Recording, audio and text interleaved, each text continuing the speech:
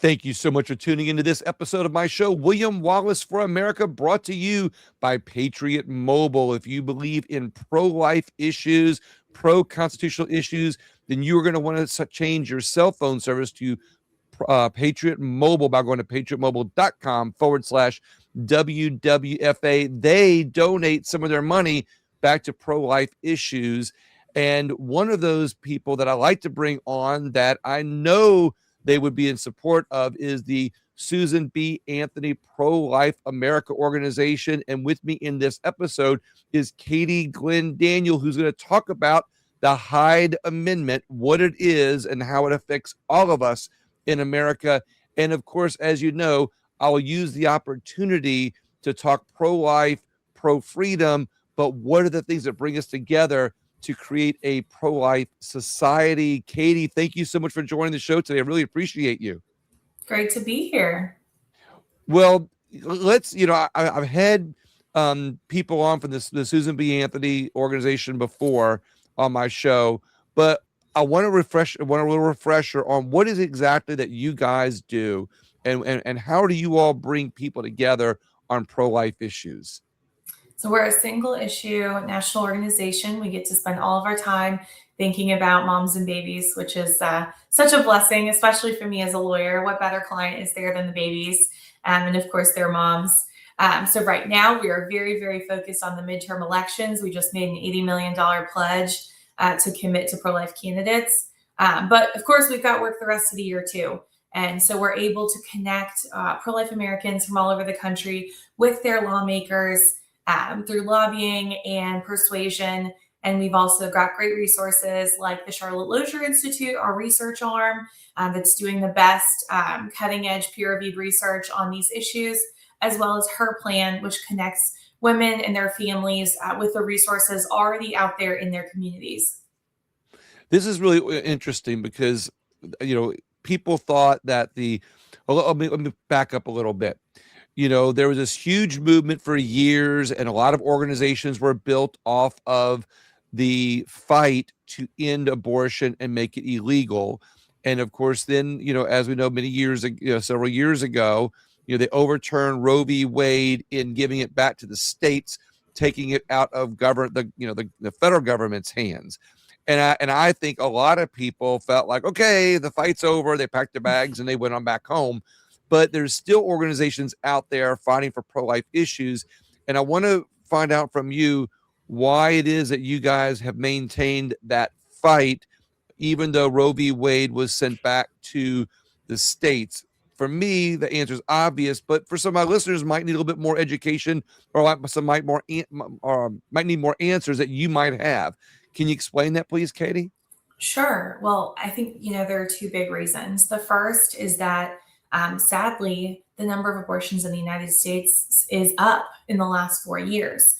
The biggest reason for this is permissive blue states and FDA policy that allows the drugs to be shipped through the mail. That's now become the top most common type of abortion is the mail order drugs. And so you've got hundreds of thousands of prescriptions flying here, there, and everywhere with almost no oversight. So that's increased the numbers in the blue states, which has, very sadly offset the lives being saved in our red states. But the other thing is we've realized that the shared vision we all had of overturning Roe, now you've got people looking at different ways that we have to continue this fight. And with things like the Hyde Amendment, which has been federal law for 50 years, saying that at a minimum, if we're going to have legal abortion in our country, taxpayers don't have to participate by footing the bill. We just had 17 Republican members of the House vote for an extension of Obamacare that did not have Hyde protections. So it was an extension of Obamacare that would allow for taxpayer money to pay for abortions. So we've got to go back to basics here because we have members of the Republican Party who are saying there's something more important to me, extending Obamacare, I guess. Right. That is more important than the Hyde Amendment that has been, a long-standing policy for 5 decades. So I think there is not just, the major fight of saving lives, but also just the principles that we all don't want to be co-opted into this. So was the Hyde Amendment a part of Obamacare, or was it something before Obamacare? So the Hyde Amendment, Henry Hyde was a member of Congress. And basically, as soon as the court decided Roe v. Wade and said every state's going to have permissive abortion laws, immediately people said, well, at a minimum, the compromise we can agree to is that taxpayers don't have to pay for this. That, it might be available, but that doesn't mean we're getting the bill for it. And that's something there was broad agreement on among Republicans and Democrats. When Joe Biden was in Congress, he voted for the Hyde Amendment every single year because this is something that's added to our annual appropriation. So we have to fight for it every year. So the Hyde Amendment basically says, again, for the people in the back, that government, people's taxpayer dollars, i.e., what's taken and stolen from the people by the federal government, cannot be used for abortions.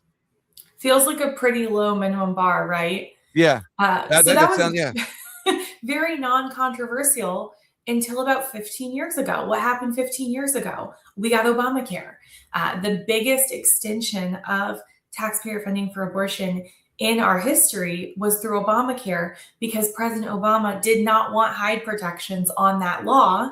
He cut a deal with so-called pro-life Democrats that they would vote for Obamacare. He would do this creative accounting gimmick. It never really worked.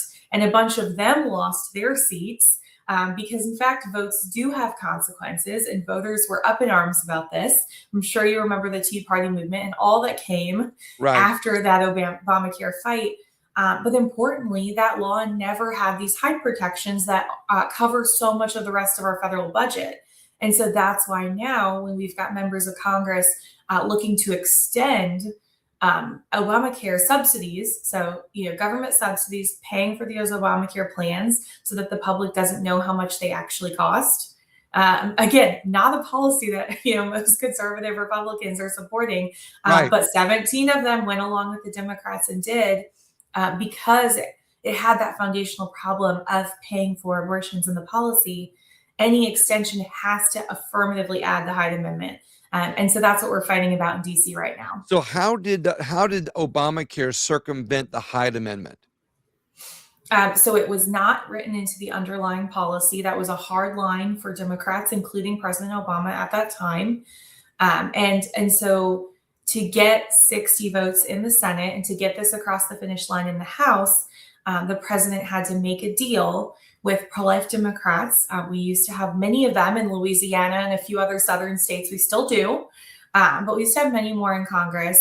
And so they cut a deal led by a member of Congress named Bart Stupak that said, basically, we'll do separate accounting. Some money will go here, some money will go there, but we can pass the law itself.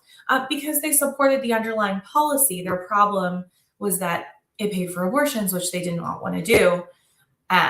So we've had this problem from the beginning. And I think especially now, speaking to congressional staff, some of whom were like in middle school or younger 15 years ago, you have to go back to basics and explain, this is how insurance works. This is how insurance payments work. This is how insurance payments work when the government is getting the bill.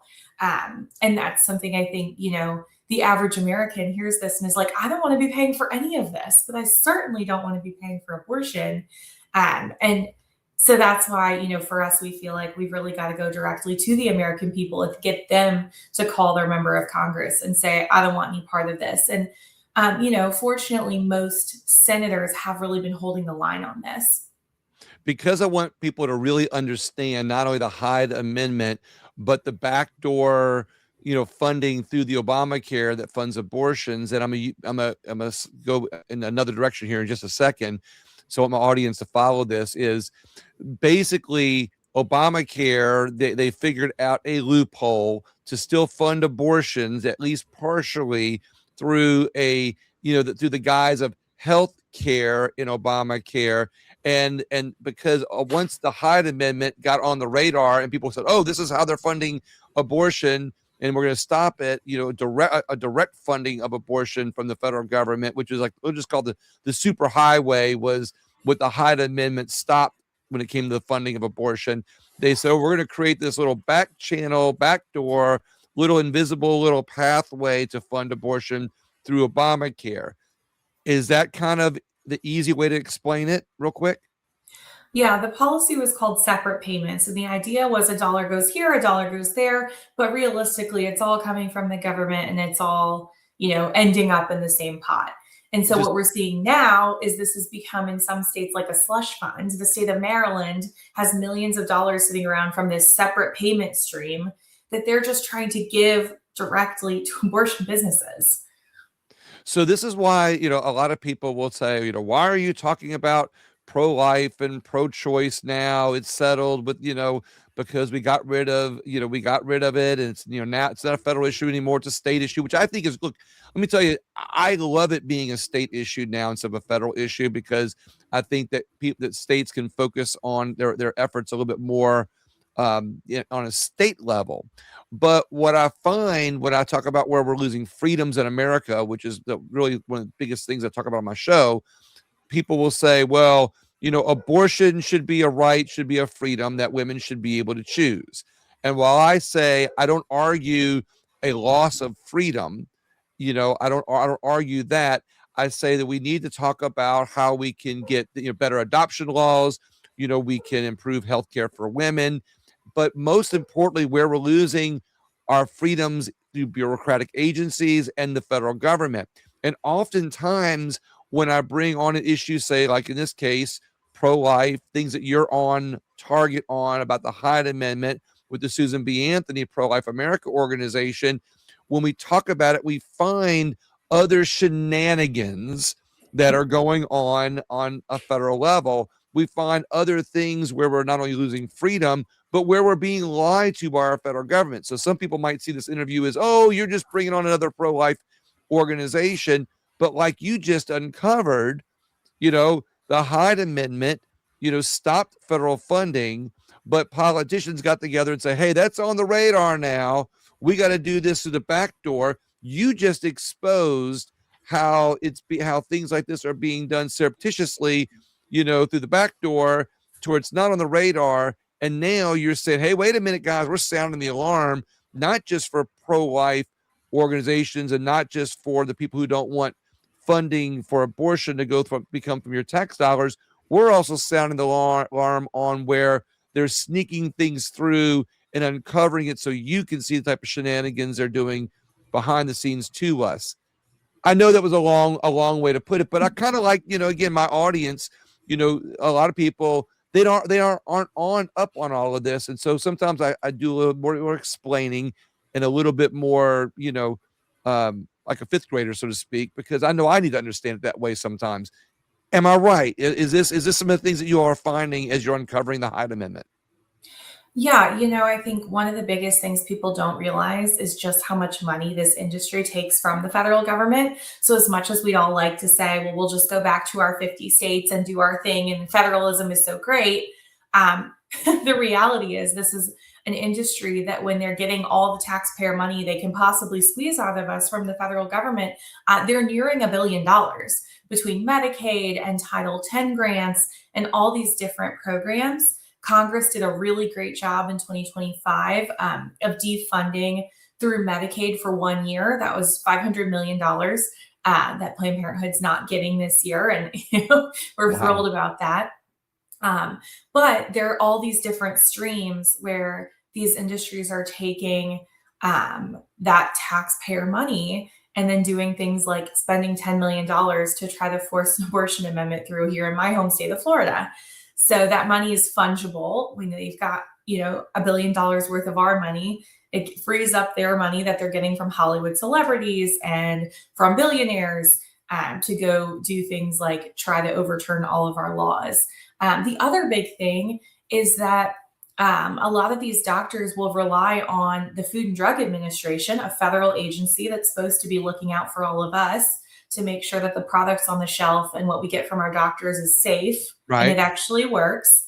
And they're saying, well, Texas might say that I need a medical license to be prescribing these drugs in Texas, but the FDA doesn't say I need that. The state of California doesn't say I need that. So I'll just sit at my home in Los Angeles, ship drugs all day long into pro life states and undermine their laws with no consequence and blaming the FDA for allowing this to happen.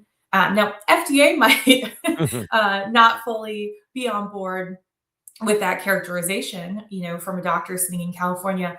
But because FDA does legally allow these drugs to be shipped by the mail, they're actively a part of this undermining of our laws. So I think, the federalism picture is really complicated by the major federal action that's forcing California policies on the rest of us. This is quite interesting. Do you think that if talking about the federal funding, you said almost $1 billion for abortion. Do you think that if we change the narrative or we change the messaging, we'll say, because I'm going to separate narrative from messaging. If the people in the pro-life, movement changed the messaging a little bit and really talked about the funding, which I think you're doing here by exposing the Hyde Amendment and talking about it a little bit more, if we could find a way to change the sentiment of most Americans to, instead of funding abortion, redirect that money to helping to find better ways to care for women who end up in that place where they have to make a decision between life and abortion, maybe open some eyes that says, hey, this $1 billion over here would be better served in not only adoption programs, but also into healthcare for women, maybe a little bit towards prevention methods, or maybe even towards the care of women. That's $1 billion is a lot of money, even in today's terms. Do you think is there work being done to change the messaging? Do you think if we did that, we could find a way to redirect that money to help women in other ways? Knowledge is power. When people find out that this is what our money is being spent on and just how much of our money is being spent on this, overwhelmingly, they do not support it, including independents and a lot of Democrats. The Knights of Columbus do a big annual poll around the March for Life every year. It just came out a few weeks ago. And what they found is there's great support to protect our tax dollars from this industry. There's also great support, over 80%, for pregnancy resource centers and other organizations that provide meaningful choice. That despite kind of the Democratic Party line and these attorneys general all over the country who are trying to shut down pregnancy centers, the public overwhelmingly supports organizations that say, we will walk with you. And if what you need is rent money or help with your vehicle or a place to go, whatever the need is, we will meet you in a community oriented, not a top down way. That is very, very popular. So that, part of why we're coming on shows like yours to talk about this is because when people hear about our policy preferences, they're widely supported. I absolutely love this because I believe, like you said, not only redirecting those resources, that federal money towards issues that more people can come together on, like care of women, better prevention, or as you said, rent assistance, and even job services. Helping women that are in that position find jobs afterwards, I think is great. It's interesting to me that the narratives have made pro-choice, pro-life such a divisive argument that people spend more time arguing than realizing the shell game behind the scenes that Congress is doing with the Hyde Amendment and funding abortion through Obamacare. I mean, look, I'm a Second Amendment guy. They would not like it if the federal government helped fund my Second Amendment rights or some other conservative-minded right. But again, when you redirect that money towards things that bring people together, like for instance, if funding was going towards the Second Amendment, an issue that might bring people together is how to make our communities safer by redirecting the money towards, communities and making them safer. So there's lots of ways that I like to expose here where we're losing freedom in America and where we can come together on not only true freedom, but ways to actually improve the people's lives in our communities in our country by redirecting resources to do that. What else are you guys working on with the Hyde Amendment, or how are you guys not only exposing what's happening with the Hyde Amendment, but what are you all doing to help make people more aware of that besides doing shows? Well, we've certainly been working hard to connect voters with their lawmakers. We had patch through calls, getting voters to reach out directly to members throughout this whole fight, and including up and until including that vote that the House of Representatives took, where some of the Republicans took a walk on that vote. We're making sure that voters are hearing from them after the fact about how Right. unhappy they were with that. And, we're meeting voters at their doors. One of the things that our field program has found over the last decade is that people are much more open to a conversation in the year and really the 6 months before an election, right? Somebody shows up at your door 60 days before the election. You're like, yeah, yeah, yeah, I got it. Yeah. I know who I'm going to vote, right? Right. We've all done it. Right. Exactly. Exactly. You see it on the ring camera, and you're like, I don't have time. But people are much more open. There's a psychology to this in the year before an election, and so that's why our canvassers have been out talking to voters, working on persuasion, helping them understand the real policies. And we hear all the time from canvassers.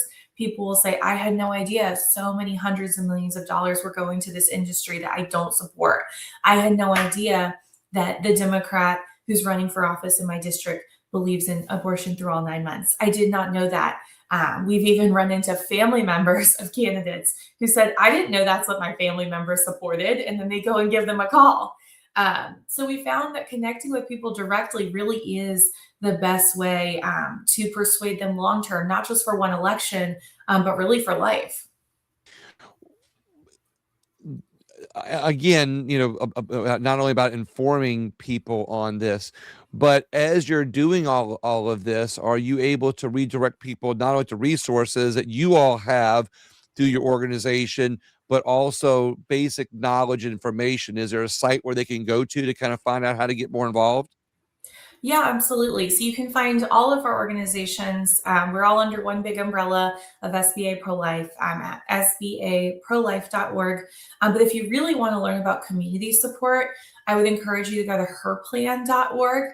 It's got this beautiful directory, and these are all organizations that have been vetted by our team to make sure that they are a nonprofit, that they are in good standing, that they actually offer the services that they say they do. One of the things that precipitated the creation of this was pregnancy centers are on the front lines. They are doing their best in an ever changing world. And so historically, there was like this big binder under the desk. You need legal aid. Okay, here's the phone number. You need help with your vehicle. Here's the phone number. And if that phone number was no good, you found out when you called. And so the idea of making this digital and online and having a wraparound directory is that we have a whole team that is constantly reaching out to these organizations saying, what do you offer? What is your availability? Do you have any new services that we can add? So that when you call this phone number, you have confidence that there's a real person who will help you with that need. Because there are 7 main categories of reasons why women say, if this were different, I would choose life for my baby. We're trying to meet them through community-oriented and church-oriented local groups, rather than feeling like this nameless, faceless government a million miles away maybe is there to help you. This is much more community-driven, and we found incredible success with this model. I'm gonna go back to the Hyde Amendment here in just a second with another question about it, because I want the audience to really be informed on it. So if they do choose to be involved in exposing it, they'll have a little bit more information. But in the meantime, I also find that with this, with as you talked about with the funding and making women more aware of the resources that are out there, the pro-life movement has really become vilified as being a far right-wing Christian or Christian movement that takes women's rights away.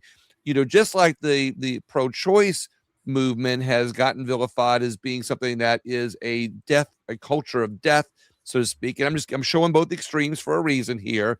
I really think that the narratives have been stronger for the largest population of people in America to say, no, that pro-life movement is even worse, because not only do they take women's rights away, they don't want to take care of them. But you're exposing that the pro-life movement has countless resources that help women more in the time of that decision than the pro-choice movement actually does. The pro-choice movement seems to offer one choice, the right to an abortion. The pro-life movement says, no, we have a lot more choices and a lot more options. Am I seeing that wrong here? Yeah, that's absolutely right. There are thousands of pregnancy resource centers, but that's just the tip of the iceberg. There are church groups, and even we've been able to connect with. I've been talking about vehicles a lot. Transportation is one of the number one issues, but a tire company in Ohio said, "Let us know all the women who need their cars worked on, single moms who need their cars worked on. We're going to do them all for free." So we've found really cool community partners who are just waiting to be asked to step up. And that's so completely different from what you see on the other side, where it's an industry that's just trying to gobble up government dollars with very little interest in community partnership outside of, getting Hollywood celebrities to talk about them at award shows. But offering so little. And I think that's why we've seen in this last 6 months, since Congress did defund Planned Parenthood and big abortion businesses through Medicaid, that community partners have stepped up and filled the void. If the media could, they would be telling stories every single day about people who are missing care, right? We Right. heard this so much before the vote. We've barely heard it at all since the vote, because the reality is Planned Parenthoods are outnumbered by community health services 15 to 1. And in many states, that's 30, 40, 50 to 1. So there are many comprehensive holistic health services and other services available in our country. We have such a generous spirit in the United States of America for those willing to look out and find it. And Planned Parenthood and abortion businesses are just the complete opposite of that. Now, really, back to the Hyde Amendment in just a second, but you gave me another thought. I'm always talking about how bureaucracy is growing in America, and people in America are continually becoming more and more addicted to not only federal money, but the federal organizations that are created through these bureaucratic states and these programs that are created through bureaucratic states. One of the reasons I love nonprofits is because I believe that they are the best way to help people on a one-to-one level, instead of relying on the government and tax dollars, and then of course the creation of more national debt to fund the organizations through the government, which actually doesn't really help people. It just gets people addicted to that government money, and then we know that the services are not as efficient through government agencies. They're not as caring as, say, a nonprofit is. So what I also like that I'm hearing is you're saying there's a lot of nonprofits and for-profit businesses that are out there willing to help people, help women, instead of relying on the government. Not to not let you comment on that. You can if you want, but I know that our time is short here in just a second, and we got to wrap up in a second. But back to the Hyde Amendment real quick. What is it that solidified or galvanized the Hyde Amendment into our federal code system or laws? It doesn't sound like the Hyde Amendment is something that was passed by Congress. So why is it still in force? How does it stay in force? And how is it that we resurrect it if it's not so tight within our Constitution? Can you explain that? Sure. So the Hyde Amendment has been passed by Congress as part of the appropriations process. So this is Congress's big bad budget. They have to do every single year. Unfortunately, attempts to codify Hyde into permanent federal law have never been successful. So that's why we have to fight for this every single year. But for about 3 decades, it was not controversial. Pretty much everybody voted for it. There was no fighting over it. In fact, some of my colleagues who have been in this fight much longer say, I remember how weird it was when there was this little group of progressive Democrats who said, no, the government should be paying for this. We need to get rid of Hyde. And then you saw that creep until it became the Democratic Party platform, supercharged by President Obama. And now it's something we have to fight for every single year. And we have to, hold the line with Republicans, because if we as Republicans can't hold the line on this, there will be no Hyde Amendment, and abortion will be paid for not just through our healthcare system, but in all these other places like the Department of Defense, the VA, all the places that the Biden administration was trying to shove this into government that are Hyde protected. That goes away if we don't fight for this. So it really is a core principle of the Republican Party. It has been for 50 years. And our hope would be the Democrats come to some common sense. They hear from voters that nobody really wants to be paying for abortions. But at a minimum, we've got to be holding the line with the majority of Republicans. So, like I still said earlier, issues like pro-life, some people see it on the surface as just talking about pro-life versus pro-choice. But what I think has come out of this interview is it's only one example of thousands and thousands of others, how politicians have said, okay, we might not get funding here for this issue that we want, but we're going to create a little backdoor, another path to get it funded in something else, like what abortion has happened with abortion, where the Hyde Amendment prevented it, but Biden and other past presidents, Obama through Obamacare, Biden through whatever else he was able to do, said, okay, no, we're going to fund it over here on this budget, so it kind of circumvents the Hyde Amendment. But you're saying because the Hyde Amendment is not part of or was not voted to be part of our Constitution or in the budget, it's got to be renewed every year. Is that correct? Yes, renewed every year. And look, this is foundational. This is, any parent who gives their kid an allowance knows what you subsidize, you get more of. Yeah. What you're forced to pay for yourself, people are more discerning about. So if our government is making the decision and putting the thumb on the scale, we're going to make hundreds of millions of dollars available to this industry that's selling really two products, abortion and trans, then we're going to get more of that. How recently has the Hyde Amendment been renewed? It was renewed in the most recent budget. It's something we'll fight again over this year, 2026. And we will hold the line and win as we have so many past years, because this is just too important. And is there a way to make the Hyde Amendment permanent? Yes, but it would require 60 votes in the Senate. And right now there are 53 Republican senators. Okay. Katie, I want to give you the final word. I know we have to wrap up here in a minute.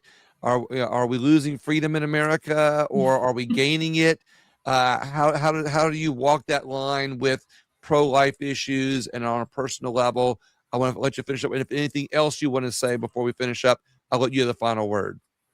Sure. Well, I think, post Dobbs, since 2022, we've had more opportunity than ever to protect unborn life. When I speak to students, I show them a map that shows in May of 2022, there was not a single state that was protecting the unborn before 20 weeks gestation other than Texas. They were the only one. Now, half of our states are able to protect the unborn at or before 15 weeks. So we've made tremendous strides at the state level, but we still have these huge challenges. Like, are we going to be a country that pays for hundreds of thousands of children's deaths every year? Or are we going to be a country who says we want to promote a culture of life? Similarly, are we going to be a country that says it's perfectly fine for FDA to allow hundreds of thousands of these prescriptions to be sent all over the country to whoever? Increasingly, we're seeing this covered by People magazine as true crime as men get access to these drugs. Are we going to be a country that says we're going to protect babies, we're going to protect women, and we're going to reinstate some common sense around here? These are huge foundational questions that we're wrestling with as Americans. But I'm really hopeful that we can win these fights and we can further a culture of life. We had 50 years of the Supreme Court telling all of us what to do. We're just 3 years into having the freedom to make these decisions for ourselves. Katie, thank you so much. And I do want to comment one last thing. You pointed out easier access to these abortion drugs does make it easier for people with nefarious plans to take the life of a baby, possibly without a woman knowing it. I didn't even think about how this might make crime in those areas a little bit easier. But I want to thank the audience for not only listening to today's show, but I would be grateful if you shared this show with somebody who either wants to know more about the Hyde Amendment, more about the Susan B. Anthony organization, or to simply expose how our government is not only growing its bureaucratic tentacles and spending your your tax dollars in ways that you may or may not agree with, but it also makes it easier for them to have the excuse to spend your tax dollars on other issues that might not even be pro-life related. Share this and I would be even more grateful. Thank you again very much. And Katie, thank you very much. I appreciate your time. Thanks so much. I'll come back. We'll talk all about the drugs. Awesome.